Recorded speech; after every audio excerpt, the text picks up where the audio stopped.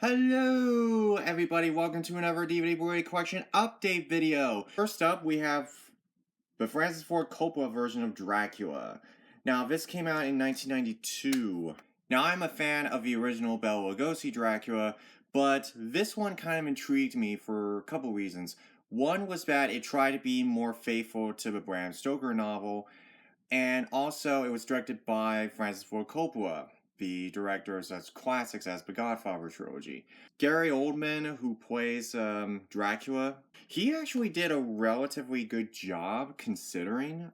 It's not the best portrayal I've ever seen, especially with the way that his costume is. Like, costume design is almost like, I mean, it's a very gothic movie. There's a lot of dark shadows, a lot of dark atmosphere, but it tried to be more faithful to the original novel, which I respect that. I do. The original Bela Lugosi film, even though I really enjoy it and watch it every Halloween, I understand that it's not the best representation of the novel. I understand that that's not the original intention that Bram Stoker wanted, but if you didn't have Bela Lugosi, you wouldn't have had all of the portrayal, you wouldn't have the character of Dracula, you wouldn't have the mannerisms if it wasn't for Bela Lugosi. But all the portrayals we have today, all the, even the Count, you wouldn't have had him if he was not inspired by Bela Lugosi at one point or another. And this one, I felt like it was really good. There's a lot to this movie that really does work. Check this one out. Just to give it a try. So I recommend, if you want to watch Dracula, I recommend the Bela Lugosi one, the Christopher Lee horror Dracula, and this one, Syriana, with George Clooney and Matt Damon, told in a very non-linear narrative. So like each story sort of interconnects in a sort of a weird way with one another. I thought it was a good sort of Iraq type of drama. George Clooney, really good performance by him. Matt Damon, I mean, it deals with industrialists, princes, spies, oil field laborers, terrorists. Sort of a true story, but not fully, if that makes sense. 42, the Jackie Robinson story. So this is the Target exclusive, as you can see, which it has a different cover. The history of this movie is wildly out of control. I mean, like, it's not very accurate, let me tell you. The scene where Chadwick Boseman, who does a really good job as Jackie Robinson, when he like smashes the bat in the hallway, that scene was fine. I don't care. That was actually a relatively good moment, even though the real Jackie Robinson never really did that. I didn't mind that part. It was the basic timeline or the way that, okay, so there's one game, they mentioned the locations of the games that he is playing wrong, the timeline is wrong, the way that it's shot, I mean, it was okay. I mean, there's just a lot of basic information regarding the games that Jackie Robinson played, where they were, what year they took place in, stuff like that. That's not in here. It's wildly out of control. The problem I have is like, okay, so you have a good opportunity to do a good job of this, and then you just say, we're gonna throw the history out the window. Oh my god. But he did a good job, all things considered, given the fact that the script wasn't very good. I'm almost encouraged to check out the Jackie Robinson story, starring Jackie Robinson himself. Wonder Woman. It is so sad that the DCEU has had such a bad track record. We have one Superman movie, one Batman vs. Superman movie, one Justice League movie, one Aquaman movie. It's upsetting. They are trying to be the MCU and they have writing issues, too much CGI. There's no balance between seriousness and humor. It's like I talked about Suicide Squad and how that movie had inconsistent tones. This movie, I felt like the story in this one was much better than something like Justice League or Suicide Squad because it's more of a movie about somebody who's already a superhero wondering, figuring out what it's like to be human. They need a reboot badly. And fortunately, they seem to be on the right track. They just made a new Suicide Squad movie, Rambo Last Blood. So I did a whole video on this one too. The revenge plotline was fine. I mean, I was able to kind of be like, okay, it's a revenge story, but I didn't mind so much because the other Rambo movies were not like that. And I did a whole video on this. Movie. Kong Skull Island. Okay. This vein annoyed the heck out of me. Okay, let me tell you why. Alright, hold on a second. I thought this movie had a connection with the original King Kong. One of my favorite films of all time. I thought this movie had a connection to this, but because it's King Kong, it's Skull Island, you'd think that there would be a connection to this. But no, actually, this movie has nothing to do with this. Absolutely nothing. In all seriousness, what this is part of the Legendary Pictures' Monsterverse that started with the 2014 Godzilla. So this obviously is set up for Godzilla vs. Kong, obviously, because, I talked before about Godzilla King of the Monsters, so this is in conjunction with that. But anyway, this was enjoyable. My friend showed it to me. I thought it was fine. I thought it was an enjoyable movie. It's an enjoyably okay time. Considering that I hadn't seen this before, I felt like it was enjoyable. We Were Soldiers. So this is the true story of the Battle of Dangala. Right? Wadrain Valley, that's what it was. Led by Colonel Hal Moore. And yes, it's written by Randall Wallace, and if we all know, and if you know anything about Randall Wallace, you know that his writing style is, he can be a good writer, but I don't know. So it's interesting how he tried to get the history right. He really tried to get the timeline right. He tried to get the characters right, the people right. He tried to get the battle right.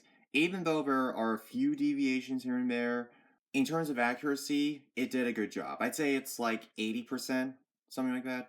Where other Vietnam War films that I love, like Platoon, Full Metal Jacket, and a few other ones come to mind, like Apocalypse Now and The Deer Hunter, those movies showcase the brutality of war and how they show the dehumanizing effects and how it can turn somebody from a simple soldier into a killer. We Were Soldiers shows the war as a character in and of itself, and the Battle of Wadrain Valley, it shows how war can make people question why they're in battle in the first place. So it makes them question that. The Imaginarium of Dr. Parnassus. Okay, so this movie right here, this movie had production problems. It's sort of a simple idea about this wizard. He can make fantasies come out of thin air just by this magic mirror, and he's lived for about 100 years thanks to a deal he made with a very sinister character. He makes a deal, and his daughter is at risk for being sacrificed, and he's trying to get out of it as much as possible. But everything was fine during filming. They were filming in like really bad conditions in England. Then Heath Ledger died. They were thinking of shelving the movie, and they didn't know what to do, so they decided to cast 3 of Heath Ledger's friends, Colin Farrell, Jude Law, and Johnny Depp, to finish the movie. But only during the dream scenes where somebody goes through his magic mirror and all of a sudden, boom, they're in Fantasyland. I think that's the only reason why it could work, because of that idea. If it was any other movie, it would be too obvious. It just wouldn't work. Very visual movie by Terry Gilliam. I'm just surprised that it even got finished at all. Shazam! Story time! Okay, so at the last convention I went to before the pandemic, I met the Fonz, Henry Winkler. I met Lou Ferrigno. If you don't know him, he was the original Incredible Hulk in the 70s. And I also met Zachary Levi. Now, how I met him, I'll tell you. He was the last person that I met at that convention, and I was in line for about an hour, and the person next to me was a huge, I'm talking huge, Shazam fan. Actually, his real identity is Captain Marvel, but his title was changed because Marvel released Captain Marvel. Oops. He was a big Shazam Captain Marvel fan. He had this book, this huge book of all of the Captain Marvel Shazam comic books. And there are all the covers and the illustrations, but they're actually like this huge publication of like all of the comic books in this one, I don't know, maybe 500-page essay or something like that. And he was going on and on and on about Captain Marvel, his family, the other characters, Shazam, the powers, the abilities. He was going on and on. And this was literally an hour of it. And he had like his own podcast, which I lost that card he gave me. Following, he was obsessed with this character. And by the time that I got next to him to see him, I was just like, thank God. Okay. I was just like, okay, now I know. And do you want to know how this got started? This got started all because I didn't know anything about Shazam and Captain Marvel. I didn't know anything about him, like, at all. And he was like, I was just here to see Zachary Levi. I wasn't here to see Captain Marvel, Shazam, or whatever you call him. And he was like, oh my God, you never heard of it? Okay, let me give you an introductory course on Captain Marvel. He was going on. He was a good kid, though.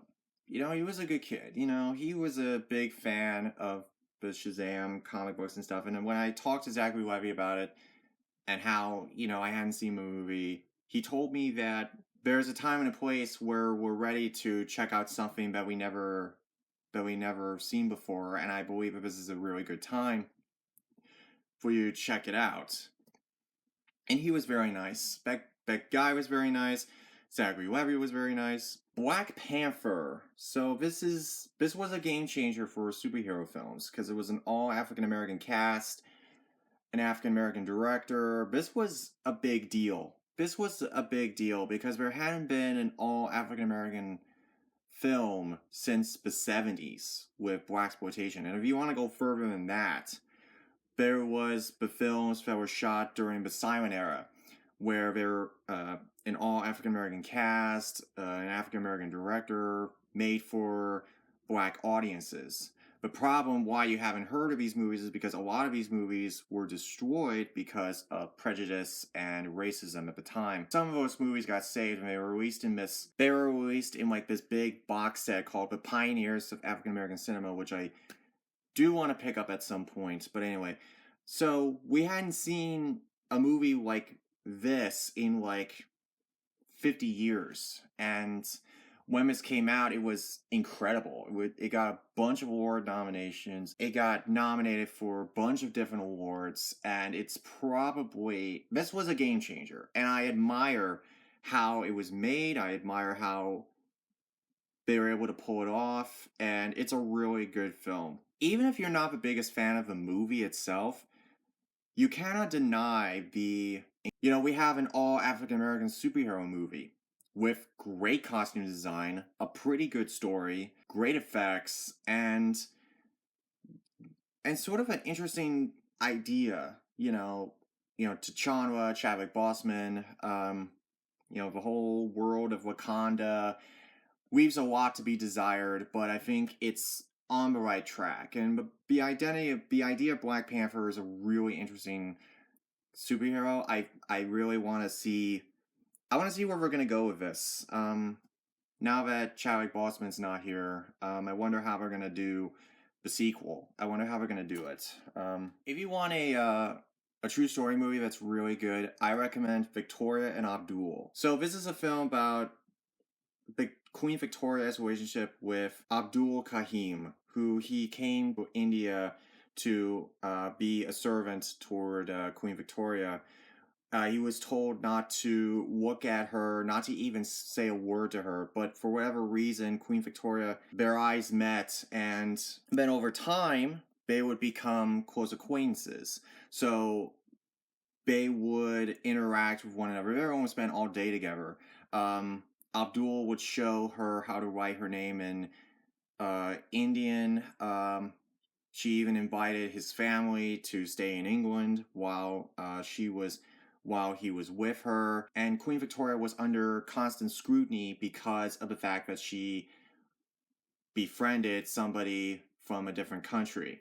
And she defied all of them, basically saying that it was her choice to befriend him, that he was a very wonderful person, and they had become very close.